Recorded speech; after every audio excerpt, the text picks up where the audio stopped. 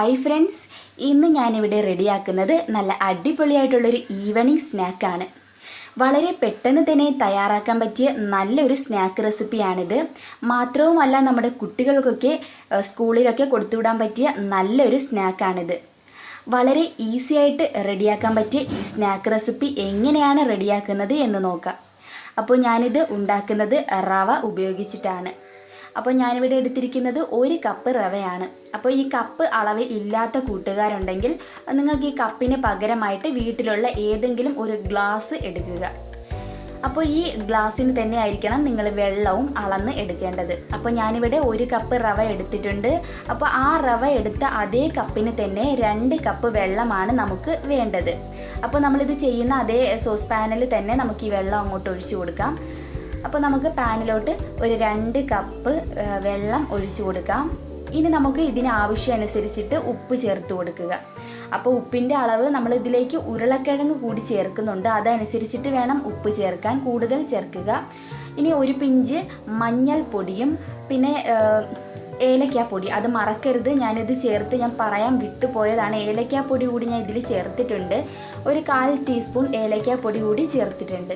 ഇനി നമുക്കിത് അടുപ്പിൽ വെച്ചിട്ട് നന്നായിട്ടൊന്ന് ചൂടാവുന്നവരെ വെയിറ്റ് ചെയ്യാം. നല്ല തിളയ്ക്കാറാവുമ്പോൾ നമുക്കിതിലേക്ക് റവ ചേർത്ത് കൊടുക്കാം. അപ്പോൾ നമ്മുടെ വെള്ളം ഒന്ന് നന്നായിട്ടൊന്ന് തിളച്ച് വരട്ടെ.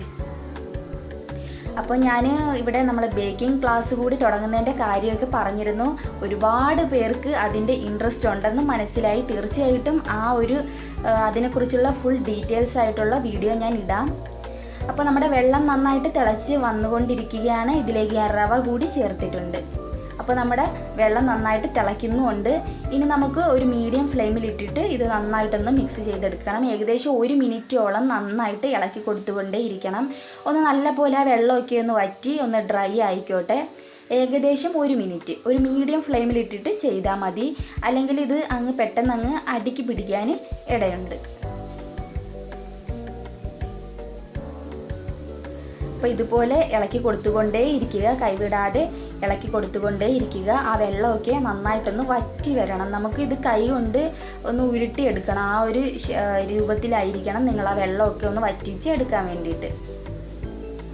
അപ്പോൾ പെട്ടെന്ന് തന്നെ എടുക്കരുത്. കണ്ടോ, ഇതുപോലെ നല്ല ഡ്രൈ ആവുന്നവരെ ഒന്ന് വെയിറ്റ് ചെയ്യുക. അപ്പോൾ ഇതിവിടെ റെഡി ആയിട്ടുണ്ട്. ഇനി നമുക്ക് വേണ്ടത് ഉരുളക്കിഴങ്ങാണ്. അപ്പോൾ ഞാൻ 2 ഉരുളക്കിഴങ്ങ് നന്നായിട്ട് വേവിച്ച് തൊലി കളഞ്ഞ് എടുത്ത് വെച്ചിരിക്കുന്ന ഉരുളക്കിഴങ്ങാണ്. ഇതിനെ നമുക്ക് ഒന്ന് പൊടിച്ചെടുക്കാം. മറ്റൊരു ബൗളിലോട്ടിട്ട് ഒന്ന് പൊടിച്ച് എടുക്കാം. കണ്ടോ, ഇതുപോലെ ഒന്ന് പൊടിച്ചെടുക്കുക. എന്നിട്ട് നമുക്ക് ഈ റവയുടെ കൂട്ടിലേക്ക് ഇതിട്ട് കൊടുക്കാം. ഉരുളക്കിഴങ്ങ് ആദ്യം തന്നെ വേവിക്കാനിടുക. എന്നതിന് ശേഷം മാത്രമേ നിങ്ങൾ ഇങ്ങനെ ചെയ്യാൻ പാടുള്ളൂ. അപ്പോൾ മുമ്പേ തന്നെ ഉരുളക്കിഴങ്ങ് വേവിച്ചിട്ടാൽ നമുക്കിതുപോലെ പെട്ടെന്ന് തന്നെ ഈ റെസിപ്പി റെഡിയാക്കി എടുക്കാൻ പറ്റും. ഇനി നമ്മുടെ ഉരുളക്കിഴങ്ങും നമ്മുടെ ഈ റവയുടെ ആ ഒരു കൂട്ടും നല്ല പോലെ മിക്സ് ചെയ്യണം. എല്ലാം ഒരു ഭാഗത്ത് എത്തുന്നവരെ നന്നായിട്ട് ഇളക്കി കൈ കൊണ്ട് തന്നെ നന്നായിട്ടൊന്ന് മിക്സ് ചെയ്ത് യോജിപ്പിച്ച് നമുക്ക് എടുക്കാം. അപ്പോൾ ഞാൻ നന്നായിട്ടൊന്ന് ഇതൊന്ന് യോജിപ്പിച്ച് എടുക്കട്ടെ. അപ്പോൾ ഞാൻ ഇതെല്ലാം കൂടി നന്നായിട്ട് യോജിപ്പിച്ച് എടുത്തിട്ടുണ്ട്. ഇനി നമുക്ക് ചെയ്യേണ്ടത് നമ്മുടെ കയ്യിലേക്ക് കുറച്ച് ഓയിൽ എടുക്കുക.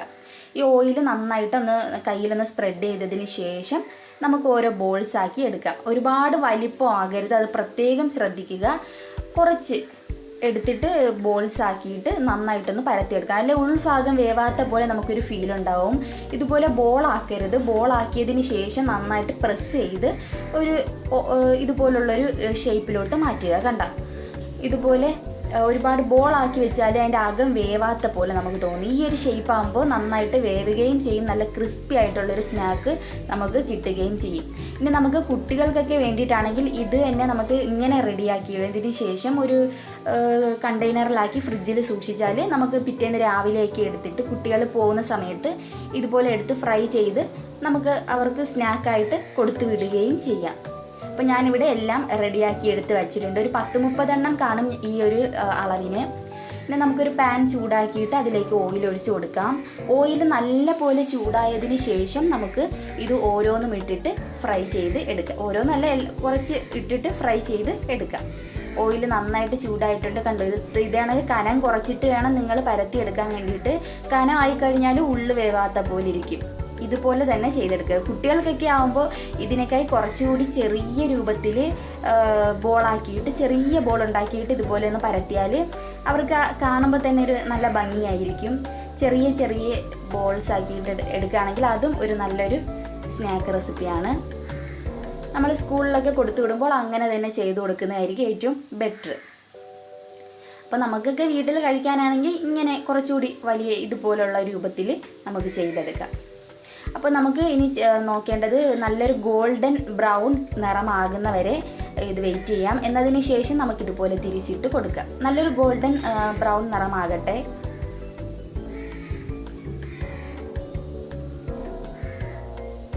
അപ്പോൾ എല്ലാം കൂടി ഒന്നിച്ചിടണ്ട, കുറേശ്ശെ ഇട്ടാൽ മതി, അല്ല നമുക്ക് തിരിച്ചിടാനൊരു ബുദ്ധിമുട്ട് വരും. അപ്പോൾ നമുക്ക് വൈകുന്നേരങ്ങളിലൊക്കെ തയ്യാറാക്കാൻ പറ്റിയ നല്ലൊരു ഈവനിങ് സ്നാക്കാണിത്. ഇനി എല്ലാം തിരിച്ചിട്ടിട്ടുണ്ട്. ഇനി നമുക്ക് മറുഭാഗം കൂടി നല്ല ഗോൾഡൻ ബ്രൗൺ നിറമാകുമ്പോൾ തിരിച്ചെടുക്കാം.